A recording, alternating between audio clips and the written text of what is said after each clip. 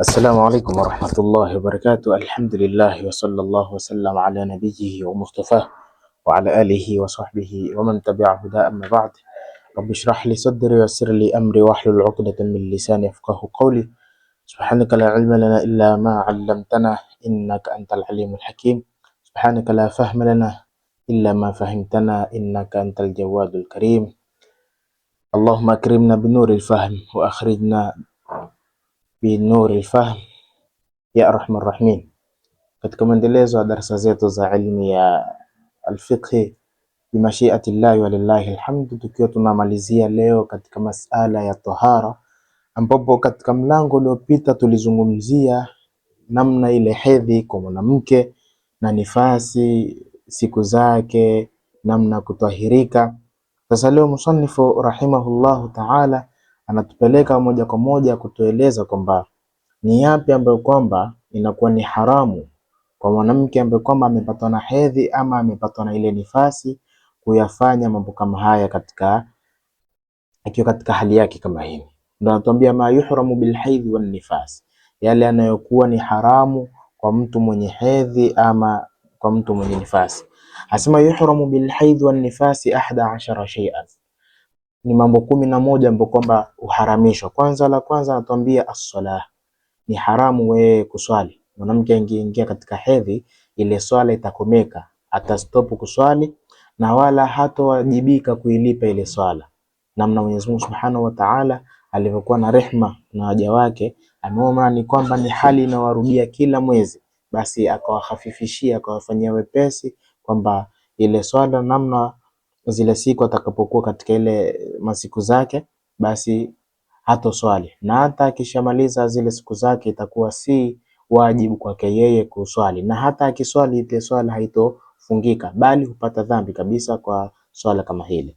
Lakini pia vile vile at-tawaf, kutufu, mwanamke kutufu akiwa katika hedhi ama akiwa katika nifasi pia haitofsihi, inakuwa ni haramu. Kama tulivyosema katika darasa zilizopita, tawafu ni katika manzila ya swala, kama ilivyokuja katika hadithi Mtume sallallahu alaihi wasallam anasema, isipokuwa Mwenyezi Mungu Subhanahu wa Ta'ala karuhusu mazungumzo katika ile at-tawaf.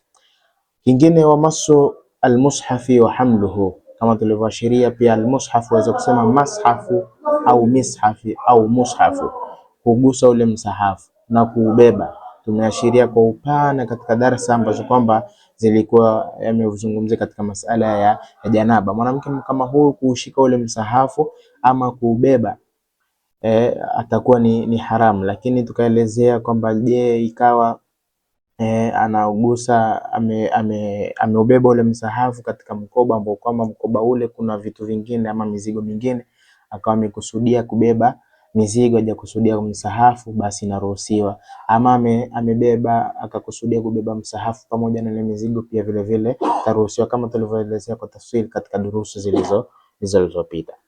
Akatwambia pia walubthu fil masjid, ni haramu pia kuketi msikitini. Mtu mwenye hedhi ni haramu kuketi msikitini na yule mwenye nifasi. Kwa hiyo itakuwa ni haramu yeye kuketi msikitini, ima yani kuketi kwa namna yoyote kule, maadamu yuko katika ile hali yake ya hedhi, yuko katika hali yake ya nifasi, itakuwa ni haramu kuingia msikitini. Wa qira'atul Qur'ani biqasdi alqira'ah, na pia kuisoma ile Qur'anul Karim kwa makusudio kwamba anasoma Qur'anul Karim. Tulielezea pia katika darasa lililopita, lau akawa amekusudia anasoma Qur'ani kwa ajili ya kusoma mawaidha tu, ataruhusiwa mwanamke kama huyo. Anasoma Qur'ani lakini anakusudia ni tahsin ama hisni kwa ajili ya muraja, kuzuia ile Qur'ani kuondoka, ataruhusiwa. Ama anasoma Qur'ani kwa ajili ya dhikri, bi maana anasoma ile Qur'ani kwa ajili ya dua, basi pia ataruhusiwa. Lakini pale atapokuwa anasoma qiraa ama anasoma ile Qur'ani kwa kasdi ya kisomo ama qiraa, basi ndipo itakapokuwa ni haramu. Wasawm, lakini pia vile vile ni haramu kwa mwenye nifasi na mwenye hedhi kufunga. Anasema wajibu qadha'uha bi amrin jadid, lakini itakuwa ni wajibu kwake yeye kulipa. Utaona kwamba katika swala mtu akiwa katika hedhi atakoma kuswali, na zile swala ambazo kwamba zimempita ama akiwa katika ile hali yake hatawajibishwa kuzilipa. Lakini katika saumu, zile saumu ambazo kwamba ameziacha kutokamana na yuko katika zile masiku zake, atakapomaliza tu basi itakuwa ni wajibu yake kuzilipa saumu. Ni nini hikma, ni nini siri ya kulipa saumu na kutokulipa swala? Maulama kutuambia katuambia kwamba kwa sababu ile saumu yenyewe inakuja mara moja kwa mwaka. Ile saumu ile Ramadhani huja mara moja katika mwaka, lakini angalia swala huwa ni kwenye kuswali kila siku. Kwa hiyo ili tukahafifishiwa kwenye swala kwa kuwa lenye kurudia kila siku, lakini wakakimbilia katika kheri kwa sababu lile linakuja mara chache, ni maana mara moja tu katika mwaka, basi ikawa ni aula zaidi kuweza kuzilipa. Lakini vile vile at-talaq ni haramu mwanamume akampa talaka mkewe akiwa katika hali ya hedhi. Ni haramu yule mwanaume ambaye kwamba anataka kutoa talaka, basi mwanamke wake yuko katika hedhi akatoa ile talaka, asema itakuwa ni haramu kwa yule mwanamke kupewa talaka akiwa katika ile hali yake ya hedhi, ambapo kwamba tunaita talaqatun bid'i. Ni talaka ambayo kwamba iko nje na sunna bwana Mtume Muhammad sallallahu alaihi wasallam. Kuna hikma ndani yake nyingi ambazo kwamba maulama rahimahumullah wamezitaja. Mojawapo, kwanza utampa taabu yule mwanamke katika kuhesabu idda yake, katika kuhesabu ile idda ya kukaa ya kuachwa, lakini pia vile vile itakuwa unamuongezea masiku badala ya kuweza kuhesabu idda yake pale, kwa sababu Mwenyezi Mungu Subhanahu wa Ta'ala tuambia wa thalathatu quru ndio idda yao, bimaana tahara tatu. Bimaana sasa utakapompa ile talaka katika hedhi, bimaana atamaliza hedhi, sawa, kisha tena baada ya kumaliza hedhi akiingia kwenye tohara tena ndo aanze kuhesabu. Kwa hiyo utaona yale masiku yataongezeka katika kuketi katika idda yake. Kwa hiyo katika kumhafifishia ikawa ni kinyume ama ni haramu yule mwanamume kumpa mke wake talaka akiwa katika hali yake ya hedhi.